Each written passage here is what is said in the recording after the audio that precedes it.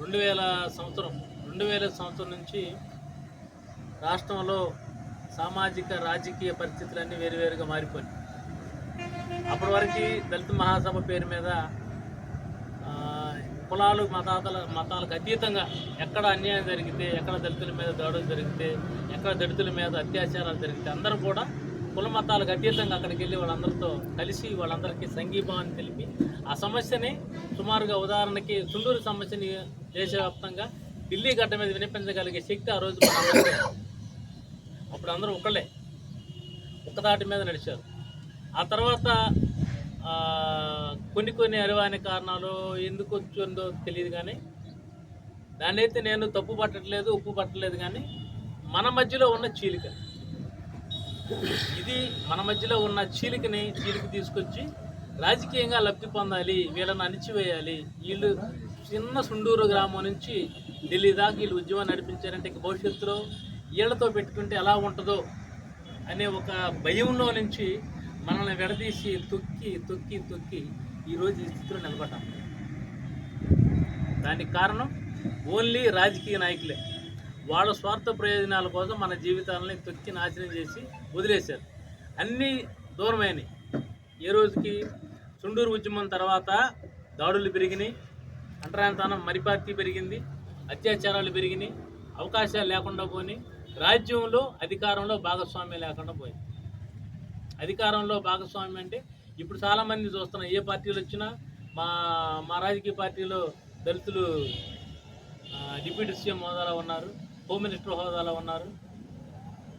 అంటే ఒక నామకే వాస్తేగా మనకి అంబేద్కర్ గారు రాసిన రాజ్యాంగం ద్వారా వచ్చిన ఈ పదవిని అనుభవించి దాన్ని రాజకీయంగా మనకి లబ్ధి చేకూర్చాల్సిన మన కులాల నుంచి ఎన్నికైన వాళ్ళు కూడా అక్కడికి వెళ్ళిపోయి ఏదో నామకే వాస్తేగా మాకు పోటీ ఇచ్చారు కాబట్టి మేము ఇందులో చలామణి అవుదాం అనే ఆలోచనలో ఉన్నారు తప్పితే మాకు ఇది రాజ్యంలో మాకు ఇచ్చిన అధికారం అంబేద్కర్ గారు ఇచ్చారు, దీన్ని మన కింది స్థాయి వరకు మన కులాలకి ఉపయోగించుకోవాలనే పరిస్థితులు అప్పుడు లేవు, ఇప్పుడు లేవు.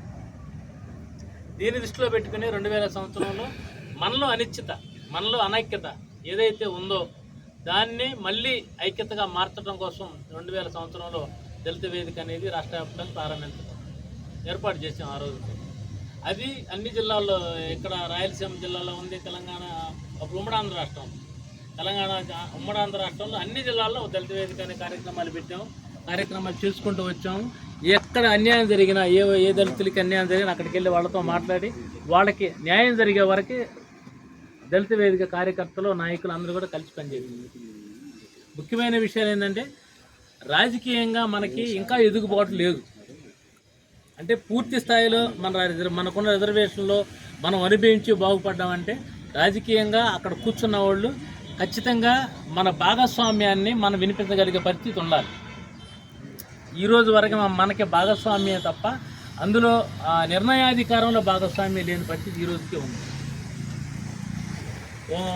దాని తర్వాత దళిత వేదికలో చాలా కార్యక్రమాలు చేసాం. ఏర్పాటైన తర్వాత ముఖ్యంగా ఏంటంటే అన్యాయాలకి వ్యతిరేకంగా,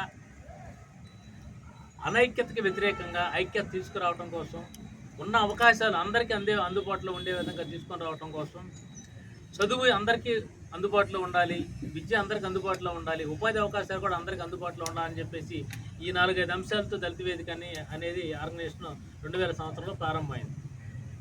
ఈ రోజు వరకు కూడా చాలా కాలంగా చూస్తూ ఉన్నాం. మనం అందరం కూడా తెలుసు చదువు ఎంత ముఖ్యమో, విద్య కూడా అంతే, ఉపాధి కూడా అంతే ముఖ్యం. ఉపాధి ఎంత ముఖ్యమో సమాజంలో గౌరవం కూడా అంతే ముఖ్యం. ఈరోజు హోంమంత్రి దళితురాలైన దళితురాలు హోంమంత్రి తప్ప ఇంకో హోంమంత్రిగా చూసే పరిస్థితి మన కళ్ళల్లో ఎక్కడ లేదు. ఎప్పటికీ మన కళ్ళతో మనం చూడలేకపోతాం.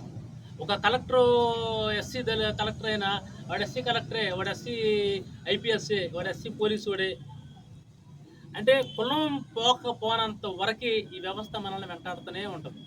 దీనికి ముఖ్యమైన విషయం ఏంటంటే ఐక్యంగా లేకపోతే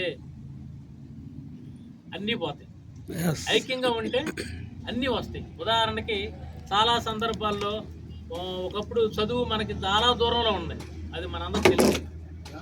రాజ్యాంగంలో అంబేద్కర్ రాసిన రాజ్యాంగం మూలంగానే మనం ఈరోజు చదువుకుని ఒంటి మీద గుడ్లేసి తిరుగుతున్నాం. ఇది ఎవరు మర్చిపోతున్నారు?